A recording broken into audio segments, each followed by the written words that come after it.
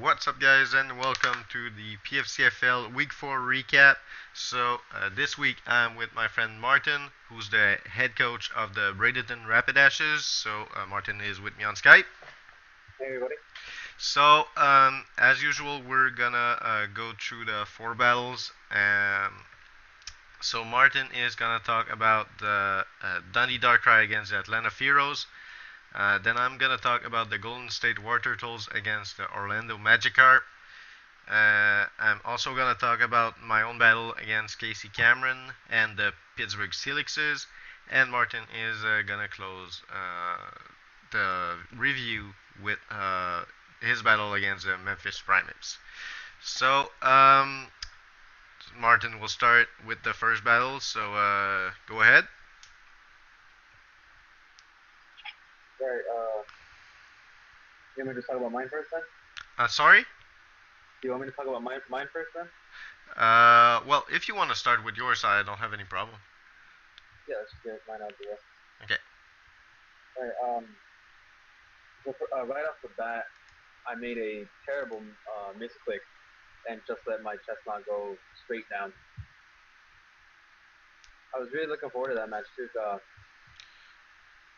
I prepped and everything, but Jeff, always being the superior player, he really outdid me every step of the way. I basically just tried to do as much damage as I could before he would eventually win. And I think I gave him a decent fight.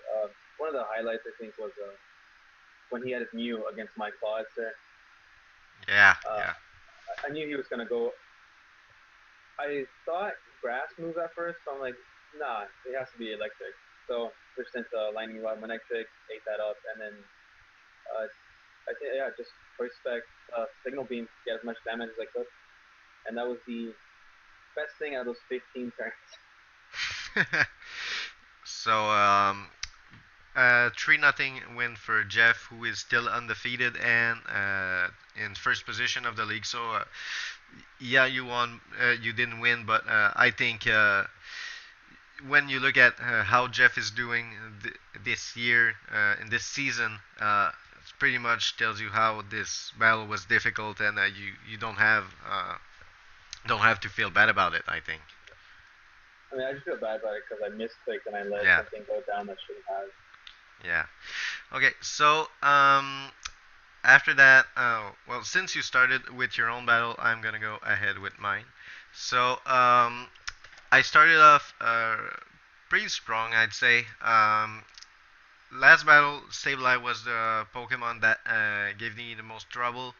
Um, I I almost knocked it out with my Hydreigon with a Draco Meteor, but it survived with I think 2 HP, and he was able to poison me after that. So it was unfortunate because in the end it put the timer on my Hydreigon, and it could have done a little more work in the at the end of the battle, but because of that, it couldn't do so.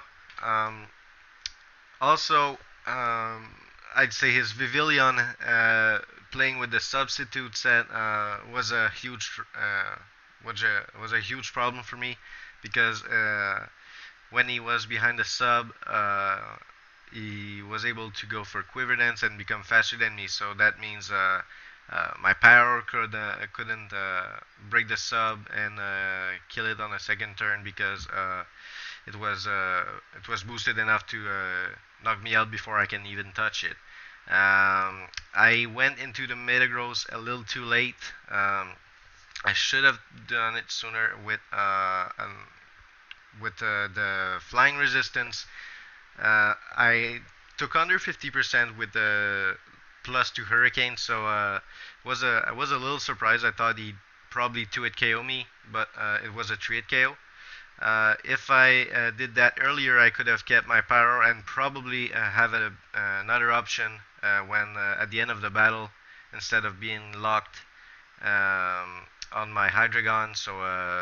Finally, I couldn't hit the Landorus with a stronger move.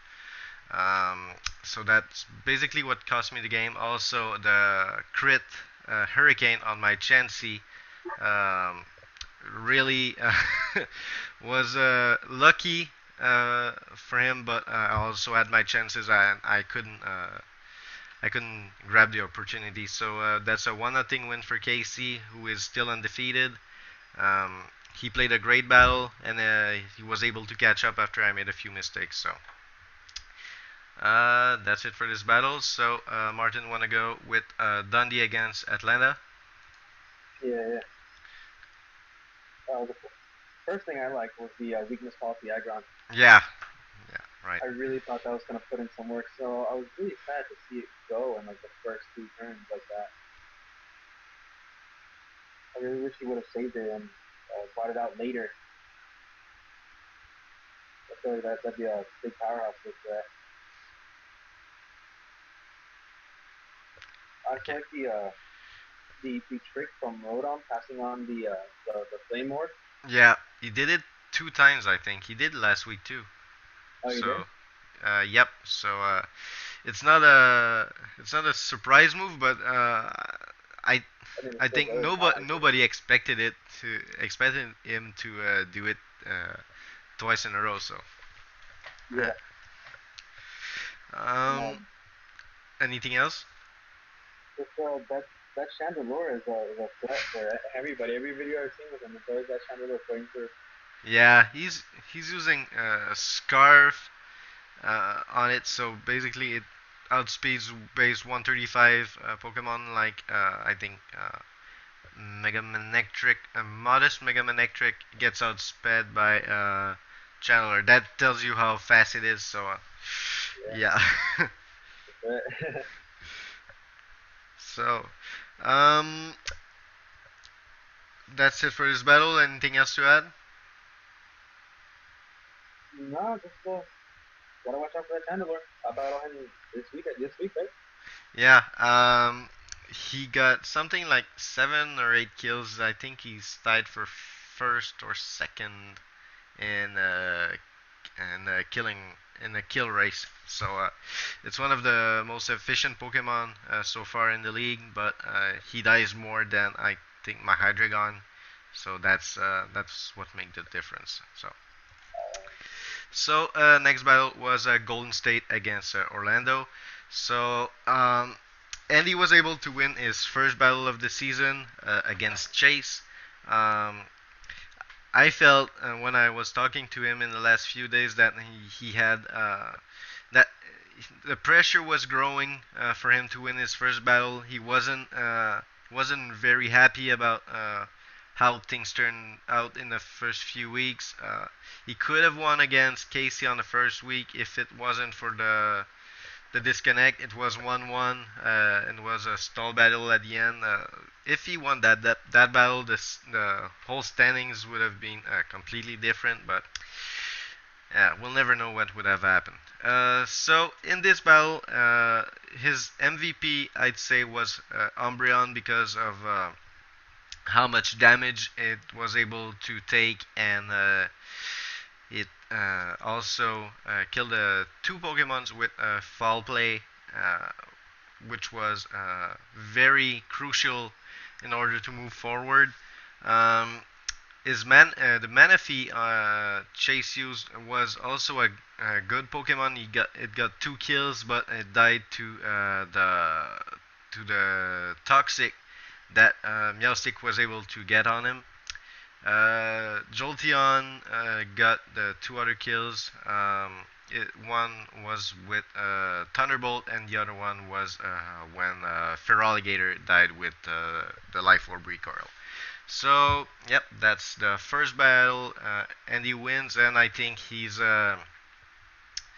once he won this one, he's gonna take more and more confidence and become a even better player for the rest of the season. So that's it for the 4 battles. So the standings at the end of this week. In the Kalos Conference, Jeff and the Memphis Primeapes are first with a 4-0 record. He has a plus 14 differential. Then comes Martin with a 2-2 record and 17 kills, 17 deaths. That's even differential. Then Andy goes from fourth to third in the conference with this win. He has a 1-3 record and has 15 kills and 22 deaths. And then Chase has the same record but has one more death. In the Hoenn Conference, Casey stays first with a 4-0 record. He has 24 kills and 14 deaths. Then there's me and Montreal Crawdaunts. I have a 2-2 record with 20 kills and 16 deaths, so that's a +4 differential. Then the Atlanta Fearows, 2-2 with a -4 differential. And Alistair in the last place with a 0-4 record and a -10 differential. So battles next week are gonna be the Memphis Primeapes against the Golden State Wartortles, so that means Jeff against Andy. Then Orlando Magikarps against the Pittsburgh Steelixes, so that's Chase versus Casey. Then Bradenton Rapidashes, so that's you, Martin, against Damien. And there's Alistair against me, Dundee Darkrais against the Montreal Crawdaunts. So that's it. Want to have the last word, Martin?